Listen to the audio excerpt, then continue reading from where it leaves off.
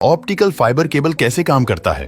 ये सवाल तो आपके मन में कई बार आया होगा कि आखिर ये ऑप्टिकल फाइबर केबल काम कैसे करता। तो चलिए आपको बताते हैं। आज के समय इंटरनेट हम सभी के लिए कितना ज्यादा जरूरी है, ये बात तो आप जानते ही हैं।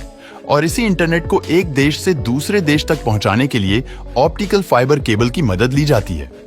आज के समय ये केवल समुद्र में हजारों किलोमीटर तक फैले हुए हैं।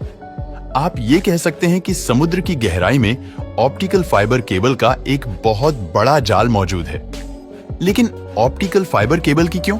ऐसा इसलिए क्योंकि ऑप्टिकल फाइबर केबल वो कर सकते हैं जो एक नॉर्मल केबल नहीं कर सकता।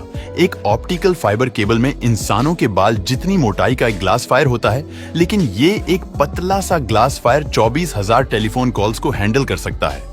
वही 178 टेराबाइट पर सेकंड की स्पीड से डेटा ट्रांसफर कर सकता है। यानी कि एक छोटा सा बाल जितना ये ग्लास वायर 100 मिलियन यूजर्स को बड़ी आसानी से फास्ट इंटरनेट प्रोवाइड कर सकता है। लेकिन आखिर ये काम कैसे करता है?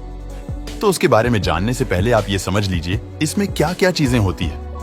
एक ऑप्टिकल फाइबर केबल में 5 तरह के पार्ट्स होते हैं, जिसमें पहला है कोर, दूसरा तीसरा कोटिंग, चौथा स्ट्रेंथ और पांचवा outer jacket. Optical fibre cable का कोर वही पतला सा ग्लास वायर होता है जिसमें डेटा ट्रांसफर होता है, जिसके माध्यम से डेटा ट्रांसफर होता है। ये ग्लास वायर सिलिका से बना होता है। इसके बाद इसके ऊपर लेयर में होती है जो बेहद मजबूत प्लास्टिक से बनी होती है। उसके बाद बारी आती है कोटिंग की, जो इसे और भी ज्यादा मजबूत बनाती है। और इस केबल की आखिरी लेयर होती है आउट लेयर, जो इतनी ज्यादा स्ट्रांग होती है कि ये समुद्र की गहराई में भी इस केबल को पूरी तरह से सुरक्षित रखती है। अब सवाल ये उठता है कि आखिर ये ऑप्टिकल फाइबर केबल काम कैसे करता है? सबसे पहले डेटा इलेक्ट्रिक फॉर्म में होता है। इसके बाद उसे लाइट फॉर्म में कन्वर्ट किया जाता है और फिर इस ऑप्टिकल फाइबर केबल के जरिए इस डेटा को ट्रांसमिट किया जाता है, जैसे इस केबल के अंदर रोशनी पहुंचती है।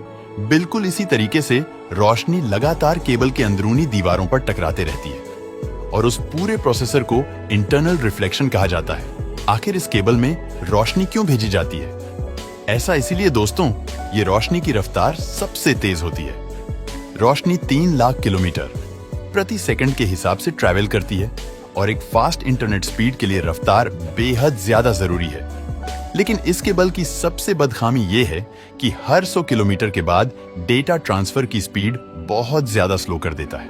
इसलिए हर 100 किलोमीटर के बाद इस केबल के बीच में एम्पलीफायर लगा दिए जाते हैं ताकि डेटा ट्रांसफर की स्पीड बिल्कुल मेंटेन रहे। तो यहां भी नहीं चाहेंगे कि आपका इंटरनेट स्लो चले।